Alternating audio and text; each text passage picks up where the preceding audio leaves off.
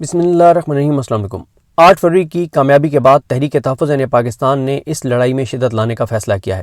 तहरीक तहफ़्फ़ुज़ पाकिस्तान ने यह फ़ैसला किया है कि अब इस मोमेंटम को बरकरार रखना है और ये बात याद रहनी चाहिए कि जब से तहरीक तहफ़्फ़ुज़ पाकिस्तान का क़याम हुआ है और जब से इमरान खान साहब ने अल्लामा राजा नासिर अब्बास साहब को और महमूद हसन चकज़ई साहब को ज़िम्मेदारी दी है, उसके बाद तहरीक तहफ़्फ़ुज़ पाकिस्तान की ये पहली कॉल थी। और इस वक्त सूरत हाल आपके सामने है।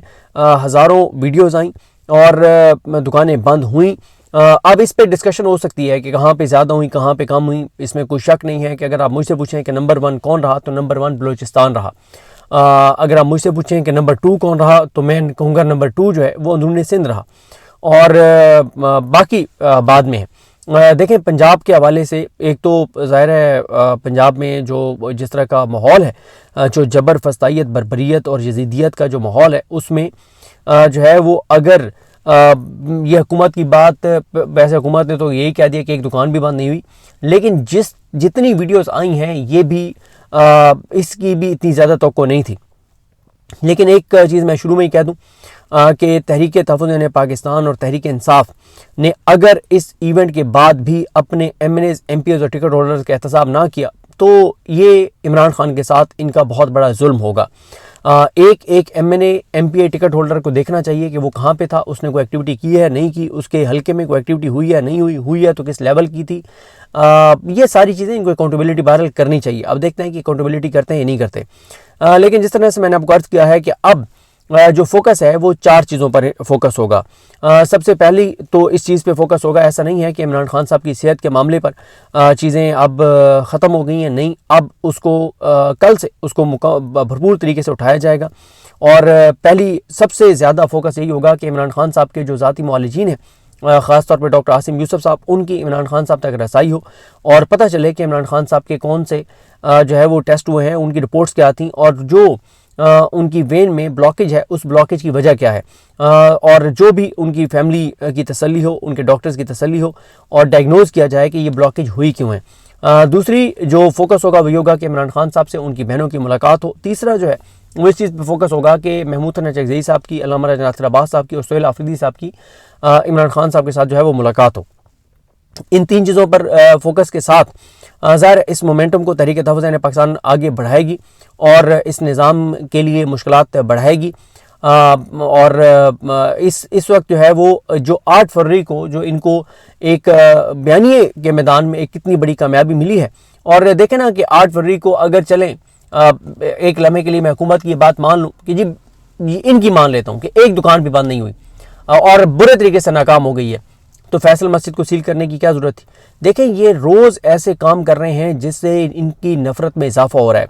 जैसे इन्होंने मतलब 6-7 लोगों की जानें चली गई बसंत में, वो इनके ख़िलाफ़ नैरेटिव बना है। सानिया इस्लामाबाद जो इमाम बारगाह वाला सानिया था, उसके बावजूद जिस तरह की मरीम नवाज़ ने गानों वाली और जिस तरह के उसने मतलब ऐसे जैसे कोई हिंदुओं के त्यौहार हो रहे हों और इस तरह से उन्होंने और कोई जश्न हो रहा, मतलब उस तरह की वीडियोस उन्होंने। मैं हिंदुओं के किसी त्यौहार के ख़िलाफ़ नहीं हूँ, उनको आज़ादी है, वो अपने त्यौहार वो करें, लेकिन मैं ये कह रहा हूँ कि एक यानी जो मुसलमान हुकूमत है और इतना बड़ा सानिया हो गया, मस्जिद में इमाम बारगाह में और मस्जिद में नमाजी शहीद कर दिए गए, और वो ना सिर्फ ये कि उन्होंने सेलिब्रेट किया इस सारे इवेंट को और फिर ऐसे उन्होंने जैसे कोई हिंदुओं की तकरीबात हो रही हो और उसको जिस तरह से मरीम नवाज़ ने ट्वीट किया है, तो ये मैं जिस तरह से आपको अर्ज़ कर चुका हूँ कि ये इनकी सियासत के ताबूत में आखिरी कील था और लोगों में जो नफ़रत थी।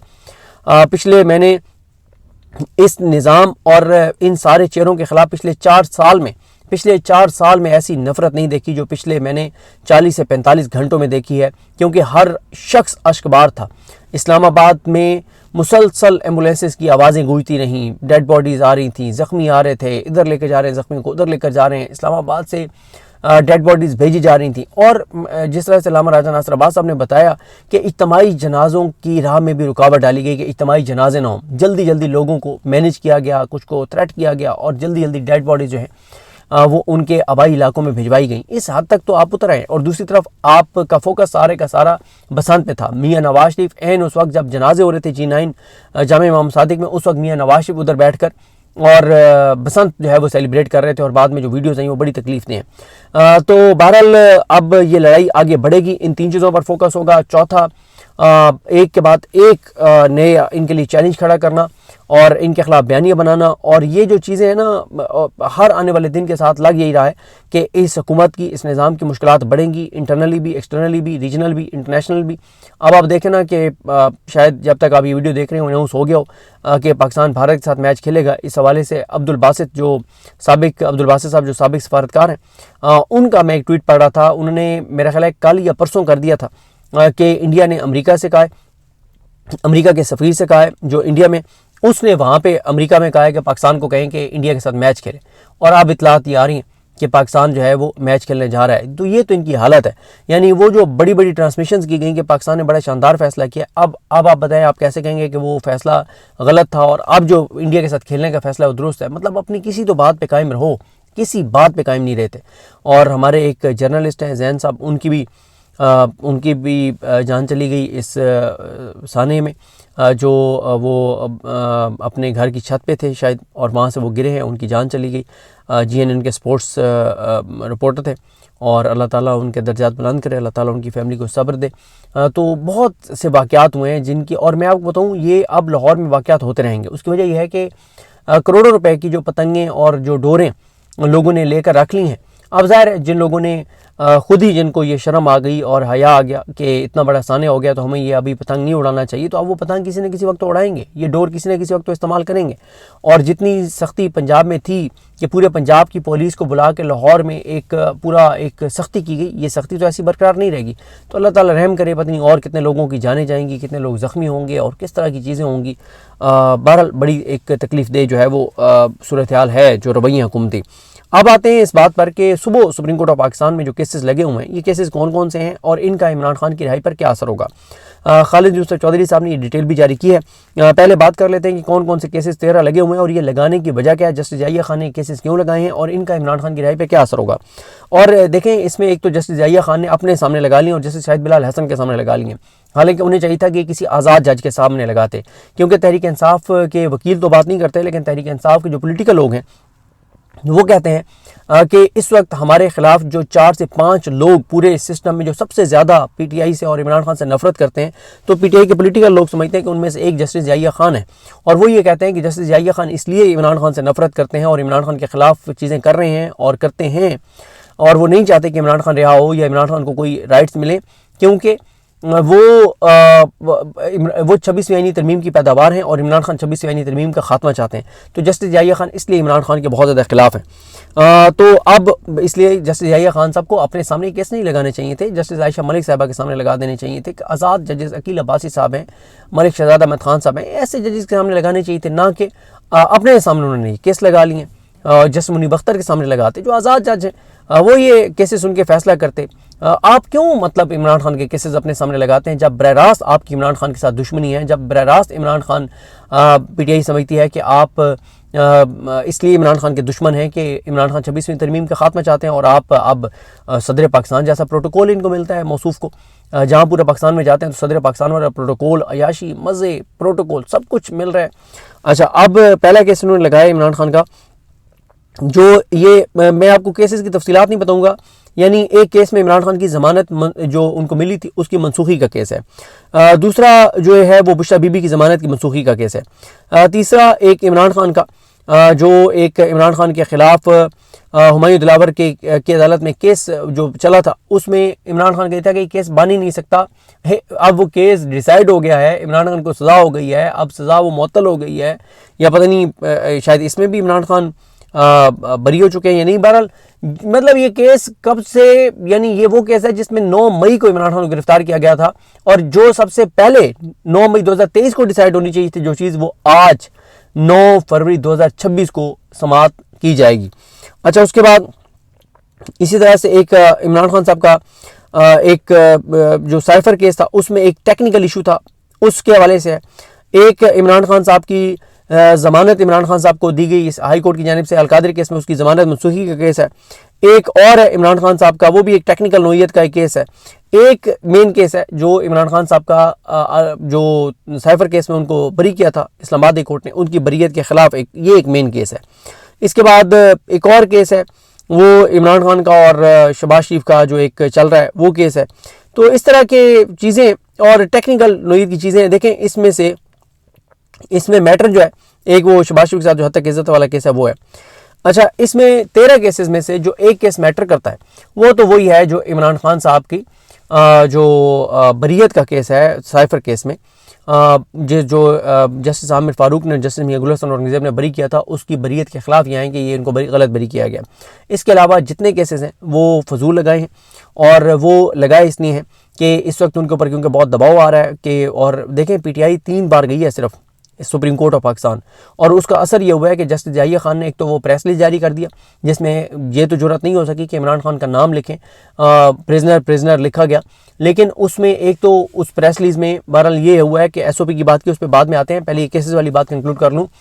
ये केसेस उन्होंने इसलिए लगाए हैं कि वो ये तासुर देना चाहते हैं कि मैं तो इमरान खान के केसेस लगा रहा हूँ। ओ भाई, अब लगाने का क्या फ़ायदा, जो केस असल में लगाने चाहिए। अब इन्होंने एक जुडिशल साइड पे वो जो एक कमेटी बनी हुई है जिसमें पॉलिसीज़ बनती हैं जुडिशल साइड की, उसमें अब इन्होंने कर दिया कि पहले ये था कि 70 साल से ज़्यादा उम्र के जो कैदी हैं जिनके केसेस हैं उनके केसेस तरजीह बुनियादों पे सुने जाएंगे। अब जैसे जाहिया खान ने बैठ के और वो 80 साल से ज़्यादा उम्र कर दिया ताकि इमरान खान को इसका फ़ायदा ना पहुँचे, मतलब हर चीज़ इमरान खान के ख़िलाफ़। और इसी तरह से इन्होंने जो एक और जो हाई कोर्ट में केसेस नहीं लग रहे, जो इमरान खान का जो तोशाखाना केस नहीं लग रहा, जो इमरान खान का अलकादिर केस नहीं लग रहा, उन केसेस को लगवाने की बजाय जस्टिस जाहिया खान ने अपने पास ऐसे केसेस लगा लिए हैं, क्योंकि इमरान खान की किसी एक केस में भी जमानत मनसूख इसलिए नहीं हो सकती कि वो 3 साल से पाबंद इस्लासल है, इम्कान ही नहीं है। और ये जो उनकी साइफर केस में बरीयत वाली अपील है ये भी अभी चलेगी, ये कोई पता नहीं है। जस्टिस जाहिया खान इसको कलअदम करके दोबारा भेज दें हाई कोर्ट, और हाई कोर्ट को कहें कि दोबारा सुने, या कलअदम करके दोबारा ट्रायल कोर्ट को भेज दें। जस्टिस जाहिया खान तो पतली गली से निकलते हैं। जो केसेस उन्होंने लगाए हैं, क्योंकि जब आप ये वीडियो देख रहे होंगे तो 9 फरवरी का आगाज़ हो गया होगा, तो आज 9 फरवरी को जो केसेस सुने जाने हैं उनमें कोई भी ऐसा केस नहीं है जो इमरान खान की रिहाई के लिए कारगर साबित हो, जो इमरान खान की रिहाई की राह में रुकावट हो। एक भी ऐसा केस नहीं लगाया। और असल जो मसला है वो है इस्लामाबाद हाई कोर्ट में जस्टिस जाहिया खान जस्टिस डोगर को ट्रांसफर करके लाए हैं, और इन्होंने सुप्रीम कोर्ट के रिपोर्टर से कहा खुशियां मनाओ, जश्न मनाओ, मैं एक पंजाबी बोलने वाले जज को हाई कोर्ट में लेकर आया हूँ, मैं एक बलोची बोलने वाले जज को लेकर आया हूँ, मैं एक सिंधी बोलने वाले जज को लेकर आया हूँ, सेलिब्रेट करो, जश्न मनाओ। ये जश्न है। अब आपको पता लगा कि क्यों लाए थे जस्टिस जाहिया खान जस्टिस डोगर को। जस्टिस डोगर को जस्टिस जाहिया खान लाए थे ट्रांसफर करके, वो जस्टिस डोगर इमरान खान के केसेस नहीं सुन रहा और उस पर जस्टिस जाहिया खान खामोश हैं, और गैर ज़रूरी केसेस इमरान खान के टेक्निकल नोयत के लगा दिए सिर्फ तासुर देने के लिए कि अदालतें बड़ा इमरान खान के केसेस लगा रही हैं। और जो एक केस लगाया है उसमें इमरान खान बरी हुआ है, वो भी एक इमरान खान के अगेंस्ट जाके ही लगाया है, मतलब कि इमरान खान को उसमें नुकसान हो सकता है, फ़ायदा जस्टिस जाहिया खान से बहुत मुश्किल ही है कि को पहुँचे इमरान खान को।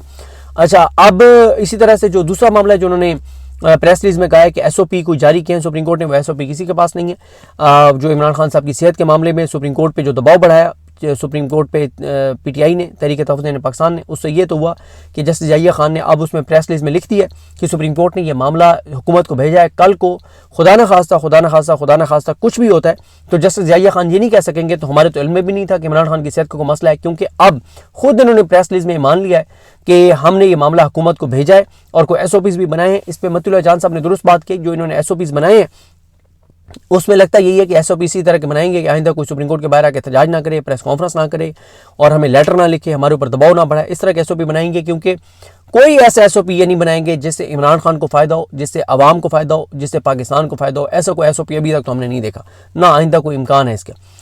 तो बहरहाल जो जहाँ से मैंने वीडियो का आगाज़ किया था कि आने वाले दिनों में आप तहरीक तहफ़्फ़ुज़ पाकिस्तान ज़्यादा एक्टिव नज़र आएगी, मोमेंटम बढ़ाती हुई नज़र आएगी। और देखते हैं कि अब असल जो तहरीक तहफ़्फ़ुज़ पाकिस्तान और PTI को चाहिए इस्लामाबाद हाई कोर्ट पे दबाव बढ़ाएं, इमरान खान का अलकादिर केस जो है वो लगवाएं और तोशाखाना 2 केस जो है वो लगवाएं, ताकि इमरान खान की सज़ाएँ मुअत्तल हों और उनकी रिहाई के इम्कानात हों। और जो उनके 9 मई के नहीं, कुछ और केसेस 9 मई के हैं, ये कौन से 7 केसेस जिनमें उनकी ज़मानत पेंडिंग है, वो ट्रायल कोर्ट में मेरे ख्याल पेंडिंग है, वो भी लगवाना चाहिए। ये वो केसेस हैं जिन पे लगवाने पे फोकस करना चाहिए। ये तो जस्टिस जाहिर खान ने जो केसेस लगाए हैं ये इरेलीवेंट केसेस हैं, गैर ज़रूरी केसेस हैं। सिर्फ इन्होंने एक तासुर देने के लिए कि मैं इमरान खान के केसेस लगा रहा हूँ, इससे ज़्यादा इसमें से कुछ भी नहीं निकलेगा। मुझे अपने दुआ में याद रखें। अल्लाह करीम हम सब का हामी नासर हो। अल्लाह हाफ़िज़।